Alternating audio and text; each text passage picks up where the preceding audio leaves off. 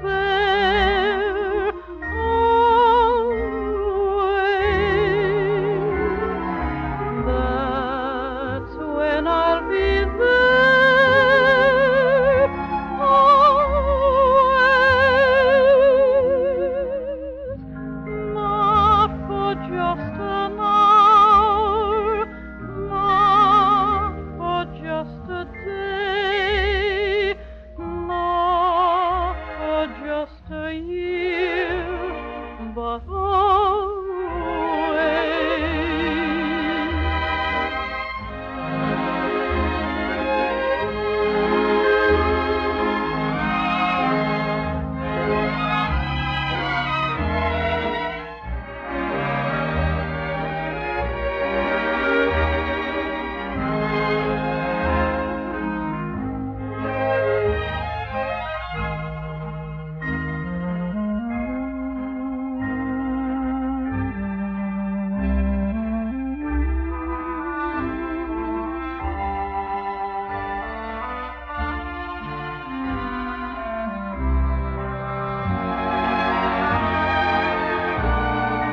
Days may not be fair always. That's when I'll be there always.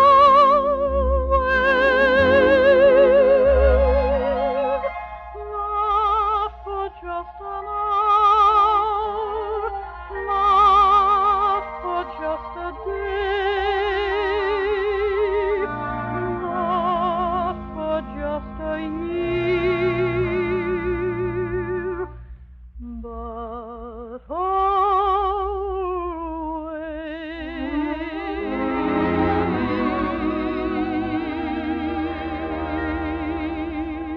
Well, mostly I wasn't a schoolboy, and it wasn't because I couldn't learn. It wasn't that I was just interested in what I was doing. So I went through the grammar school and went to Smith's Voc for probably a year or so, and then got out and went washing dishes at the Draper Hotel, which was in the center of Northampton.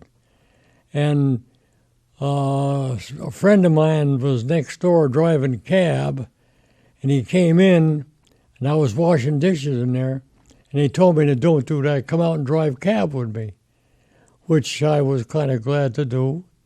And so we drove for a cab on Main Street, Northampton, when we were very young. They didn't do that today.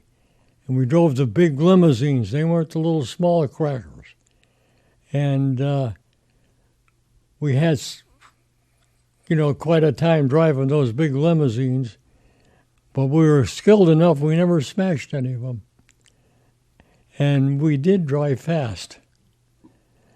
Then after that, I opened a business of my own, a cab business, and that's what was called 5-5 Taxi. I bought it from a guy that owned it for a good many years, and I ran that for several years, and then we put a bus terminal up down in the parking lot behind the old McCallum store, and it was a nice little bus terminal, and the Peter Pan bus lines used to come in there and empty and full. And of course, with the college there, they were very busy. But then the girls were allowed to have cars, and once they were allowed to have cars, it increased the traffic and decreased the business. So there was no use being viable. And then at a certain point you went into the service, is that right? Yeah, 40, we got married, and then I went in. 42. 42, yeah. December. Yeah. And I went in, and because I was a cab driver, they put me in an armored division, and wouldn't you know, they'd put me in as a driver. Cab driver, and drive a cab and drive a tank.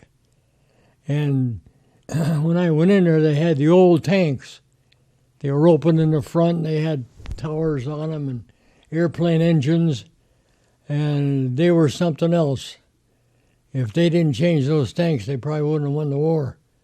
But then they came out with the modern ones, the good ones, the M5s, A5s, and the big ones that had a 76 millimeter gun on them.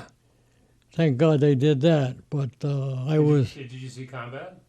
Hmm? Did you see combat over there? Oh yeah, I saw a lot of it. A lot Yeah. of what? A lot of combat. What was that like? Let's say you had to be young, because when you're young, you don't think of the different things. And when I stopped to think about it, and as I look at it now, if I were doing it now, it would really break me up, because when you're younger, for some reason or other, you got a thing that keeps you together. But the crew that I had, there was 3 besides me, and we were in what they call a light tank. It was an M5 and an M5A5, had Cadillac engines in the back, and they'd go 45, 50 miles an hour.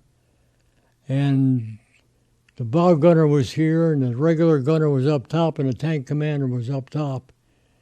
And for some reason or other, I was smart enough for what it was, but the tank commander never had to tell me what to do. I did it, and we followed through, and I did it again. But it's kind of an experience that you probably never forget, because it's, when you're in combat, you know you're in it, because things happen. Like, for instance, before we went into they were having a breakthrough, and the Germans were on the offensive, and they were being stopped.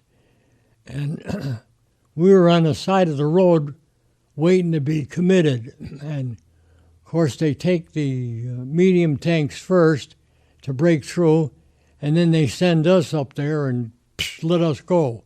And we get up to the inside of the enemy, into the artillery and into the mess halls and everything else, because we were fast. But one instance, I remember we were sitting there by the side of the road, and I was talking to my bow gunner, which, by the way, when he got through with the war, he went in and went to school and became a Superior Court judge in New Jersey. That's how smart he was. But anyway, we see these 4x4 trucks. One would go by, we'd pay no attention. Another one would go by, and then we wouldn't pay. Another one would go by, and we say, I wonder what they're shipping. And, we let one go by, and we looked in there. Geez, they're body bags. All the trucks are coming because they were having a breakthrough up front. And as soon as it happened, away we go. They send us up there, and when they have the breakthrough, we go through and go as far as we can, because the light tanks are much easier to maneuver with, and they don't go in direct contact, but they're really wicked against infantry and stuff like that. So those are body bags of American soldiers? Yeah, there were body bags coming back out of the front because they broke through the line. And after that was probably during the bulge up there. Remember in the paper you read about the bulge? The Battle of the Bulge? Yeah. Well, we were part of that lower part of it, that the bulge, that we stopped that advance from the German troops. And they had their own offensive. They called it, the Germans called it Nordwind, which is as the up in the mountains and the plains there. They called it Nordwind, their offensive. And I remember the first casualty that I saw from my point. They were building a bridge across a stream so we could get in there and get up on the mountain. And there was 2 engineers on there when they finished the bridge. And they were talking, and all of a sudden a sniper hit one of them. And the other guy felt so bad he got down and he cried. But after that, we were able to cross the bridge and get up to the mountain, which the mountain roads were, trees were back and forth, back and forth, back and forth, all the way to the top of the mountain. So they put plows on the front of the big tanks and the guns, and they blew them and went all the way up the top of the mountain. And on top of the mountain, that's where they started the offensive, because the ones that the Germans had stopped there, and the 14th Armored and another armored division had stopped it, and they went right through, and that's when they turned us loose after, because I was way in, almost in the center of Germany, you know, shooting up mess halls and artillery, which they couldn't hit us because they weren't fast enough to turn around and get us, because we'd go around this way, you know. But it was an experience that you never forget, and there's so much of it you can't tell all of it anyway. But sounds like you've lived a pretty good life. oh yeah, I was very blessed, yeah. And even after the war, all of our buddies got together, the tank crew and all, and we stayed friends all our lives. They're all dead now except me and one other one. And we went on a tour over there after, and it was very nice to be able to go back and see where you were when you have a little brains, and you didn't realize how bad it was until you go back and take a look at it. How bad it was, just the battle, you mean, or what? How bad it was, what? Just what you were up against, or the battle? Oh yeah, Uh-huh. yeah. You just can't imagine tanks going against one another. You hear the metal flying, you know, boing, wing, boing, wing. Then one tank fires up at another one, and you're in it, but you're a light tank, so you're watching it more, waiting for your turn, you know, where they send you. Because they don't send you against the big tanks. They send you in where you can maneuver around and do a lot of damage, which we did. You know, I remember we get into artillery and broke them up, and get in the kitchens and broke them up, you know, ran right over the stoves, everything. And it was, you don't realize it until you were driving the whole time, is that right? Yeah, I was driving all the time. Yeah. Different than driving a taxi, I bet, right? A little different than driving a taxi, I bet. Oh, yeah. Yeah, you had two levers, and this way, and then you had the automatic transmission, and you had your head out of a little opening, and they had what they call a telescope, or whatever they call that, I don't know. Periscope? Yeah, periscope. You look this way and it looks up and it comes over. The only thing is you couldn't tell the dips in the road with one of those, so you had to be damn careful, you know. But it's an experience that you never forget. Never forget. You know. So what did you do when you got back? Well, I went and we got ourselves, isn't that when we bought the... That's where you found out you had a daughter. Oh, yeah, You were yeah. married before you went in. It was funny when we were in line going down, getting ready to go into a small city, and a guy comes by on a motorcycle, an army guy, that's how they delivered the mail. He'd come by a motorcycle and he'd pass it off to you, you know, in the tank. And I read it and I said, you have a daughter, you know, you have a baby named, what did he say? Jackie. So I didn't know it was a girl or a boy. So you'd been over there for how long by that point? Was 40, well, huh? you took furloughs before you went into action. Yeah. But when you went into action, you got married we got married while you were in the service. Yeah, that's right too. on furlough. Yeah, yeah.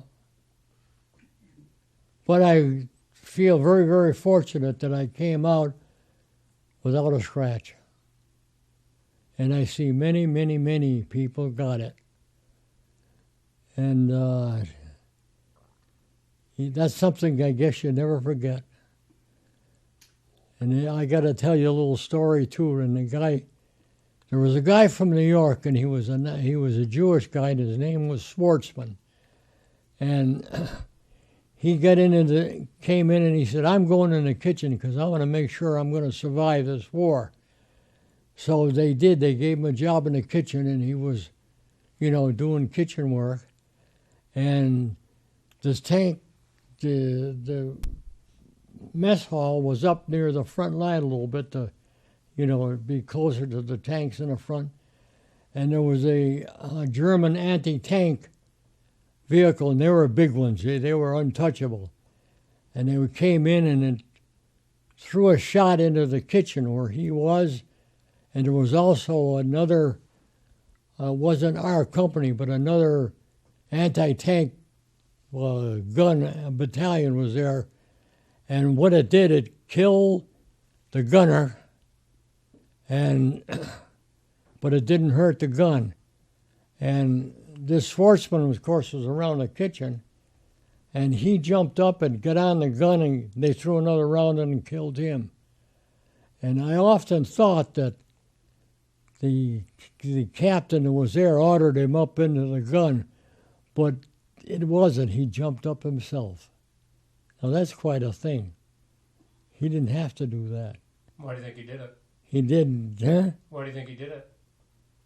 Why do you think he jumped up there? To shoot the gun, to stop the Got it. big tank coming from in.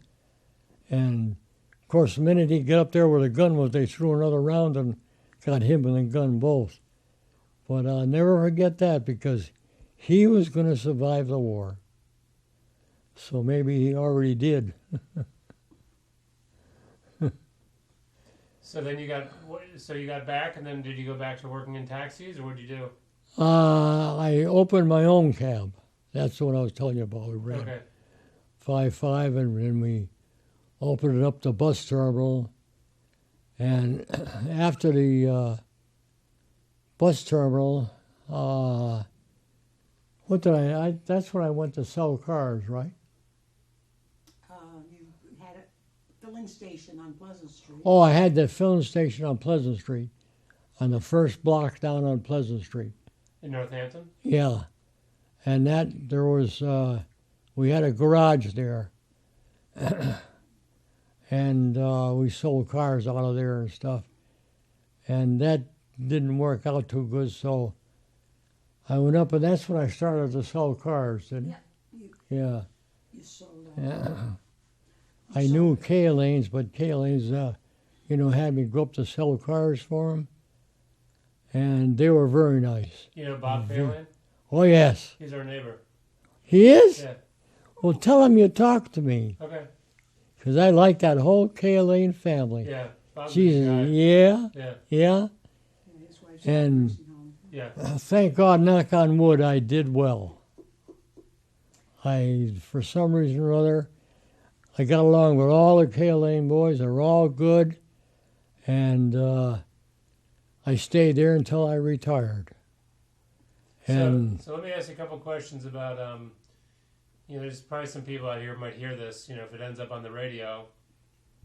There might be some people out here who hear this interview that you do, if it ends up on the radio, and might be in a different place in their life. They might be kind of stressed out about sitting in traffic or worried about what's happening with their family, whatever. Do you have any advice on kind of living a good life and what it's important to focus on and what it isn't? well, I was always one of those kind of guys that would always double check on things, very cautious. And I think I've always been that way. And when I ran the cabs, I had probably 10 or 12 people working for me. And I used to have them driving cabs, but You know, I used to be very careful and make sure to tell them what not to do, what to do, and everything. And it worked out.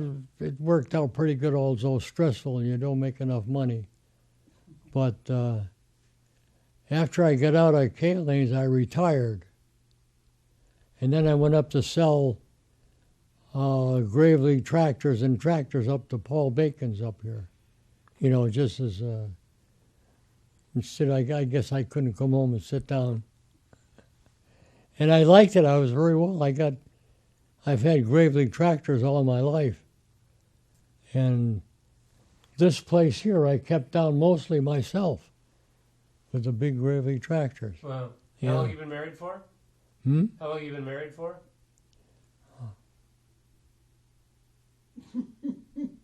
She's my brains. 72. 72. 72 years.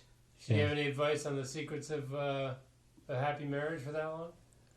Well, I suppose that the first thing you got to do is you love somebody, you respect them, and you find things that you do together, which we did. We traveled. We danced about every dance there was, and Even in Germany. we enjoyed life very much. And I think back now and think of how much I did enjoy it. I suppose that's probably helped keep me alive, because I had a nice life. And plus I got a nice wife. You're selectman, too. Oh yeah, I was a selectman up here for 2 terms. And I must have been all right because they voted me in the second time. And it was quite an experience being on the Board of What Selectmen. What'd you like? Hmm? What did you like to... Horses. Oh yeah, I had horses too. I had about 8 horses I used to rent out here. And the reason I gave it up is because the college girls used to come up and 5 of them would take the horses out and they'd get up there and go on Depot Road and go like mad. And I said to me, that's not for me. So that's when I closed the stable. I wasn't going to have some college girl get hurt because it was on my horse and it would be their fault. So, I mean, I don't know. I've had an interesting life. Any regrets? Hmm? Any regrets? No. No. Well, I never made enough money, but I made enough money to get by on. You know, I always paid my bills, and I just kept on going. I never got tired until I got old. Until I took that dive when I had that thing. That's the first time that I wasn't able to do anything. And sitting like this is unusual for me. So you were pretty active to 93? Oh, yeah. Yeah. Yeah, very much so. You And celebrated your 72nd wedding anniversary, too. we traveled in a motorhome most all over the United States, except we didn't get to California, but we got, up to Maine, and we got out to Texas, and we got up to the Great Lakes, and we did a lot of traveling in a motorhome. That was another enjoyment we had. When was that you did that? Hmm? How long ago was that you did the trip? Oh, that would be, Her retirement. I was after I retired, right? Yep. Yeah. In Yeah. your 80s. Yeah. How many kids do you have? 3. How many grandkids? How many? 9. 9. Wow, Yeah. that's a lot. Yeah. And great. I'm lucky. I've got a son over here, and he's got 2 children. And it's nice that he's here because he's been very much of a help to me here. And besides, he's a busy person. So I'm kind of lucked out there, How old are your great-grandkids? Great grandkids. The youngest one is 7. great-grandchildren. Yeah. San Diego. You got 'em. Texas, you got 2 in Texas. Great-grandchildren. So those kids are pretty young. Hmm. So say they listen to this when they're older, 10 years from now. Yeah. Anything you'd want to say to them?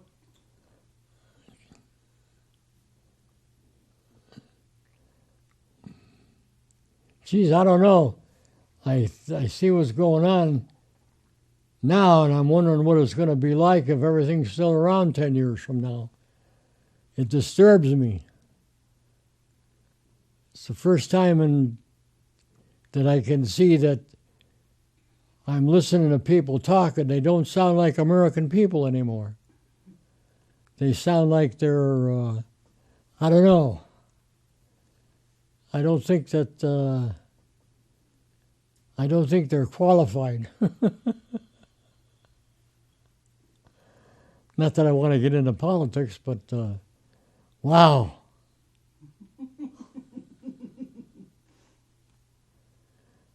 I guess I've seen a lot goings on.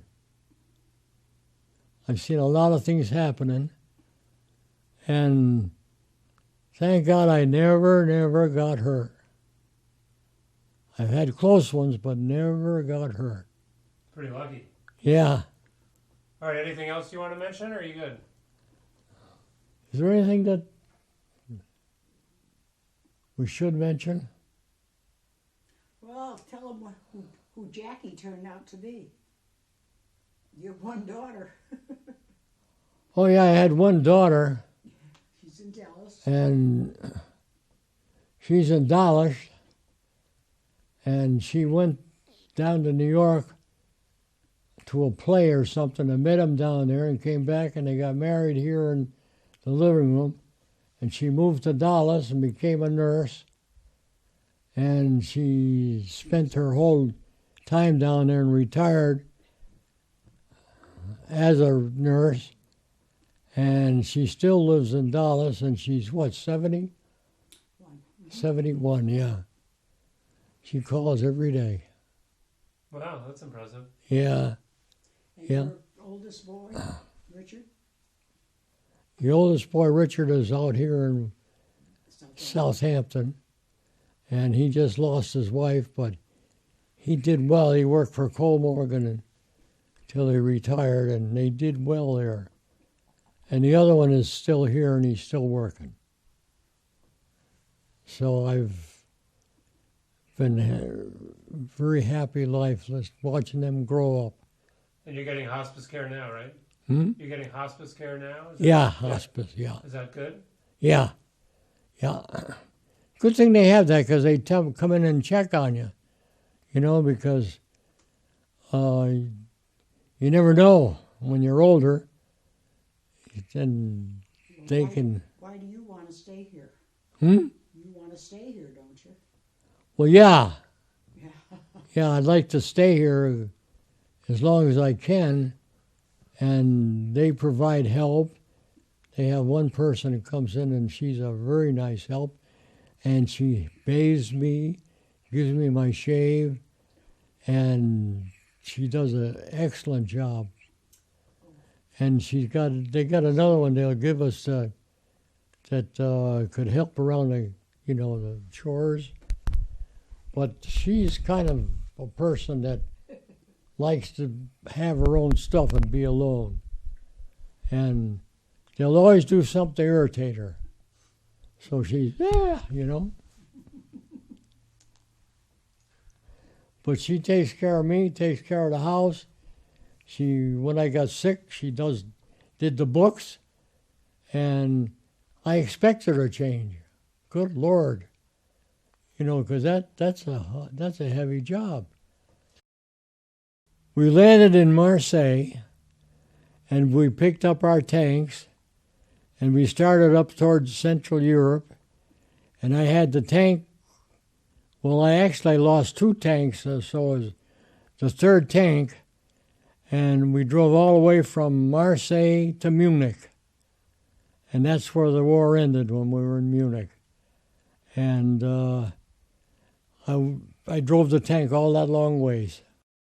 We were going along, we'd broken through the line, and being in the light tanks, we got probably about 10 miles beyond the front line, and lo and behold, out in the field, there was probably a battalion, or a little bit smaller than the battalion, of all German soldiers, all young. They carried guns, and of course we had a company of tanks. And we immediately took off across the field, and they couldn't get into the woods in time. And we killed them, we ran over them, and it was a horrible mess, a mess you wouldn't want to see. But that's some of the things I don't talk about too much. But that's the bad part of it, because they were all young. And, they weren't seasoned soldiers, but they had uniforms and guns. And it was deplorable. Can you still picture it today, or no? Oh, I can picture it. Yeah. Yeah. Can you hear it? Can you hear what it sounded like back then? Oh, he's gunfire loaded. Boom, boom, boom, boom, boom. And the sound of the tank. Yeah. Yeah. And of course, I was driving a tank, and I had to run over them. What else could you do, because they were running, and we were catching up with them and batting them down as we went along. That's something that's you never forget. Yeah. You never talked about it for 50 years. No, I never did. No. Those are the things you don't like to talk about. Just kind of the reality of war? Yeah. Reality of war. Right. Yeah. And I remember when we were up on the top of the mountains there was loaded with snipers. And they were way, way out in the trees. They had good sniper guns. And we lost a lot of tank commanders from the snipers. They get out of the woods there, and the guys head out of the tank, and wham. And I think we must have lost probably about 10 or 12 tank commanders, because they were up in the top going out, and the snipers were all way, way away in the pine trees. You couldn't even see them. But they were certainly good snipers. So was that where that happened with having to run over the soldiers? Was that in a certain... That was before then. Was that in a certain battle, or just kind of... No, the war was coming to an end. The battle that we were in was, what did the Germans call it? Nordwind. Huh? Nordwind. Yeah, Nordwind. The Germans called their offensive Nordwind, and it was supposed to wipe us out and come back down the mountain. And it didn't happen. We were the 14th Armored, and the people that were attached to them and other divisions stopped it and broke through the line, and that's where we did a lot of damage. After we got out through the line, we were there. And I mean, when you're going like that, it's awful hard for a gun to hit you. But it was, that battle, they didn't win it. The American troops stopped that. That was Nordwind. So that was 1944 or something? Yeah. 45, Dick. 45. Because the war stopped right after that.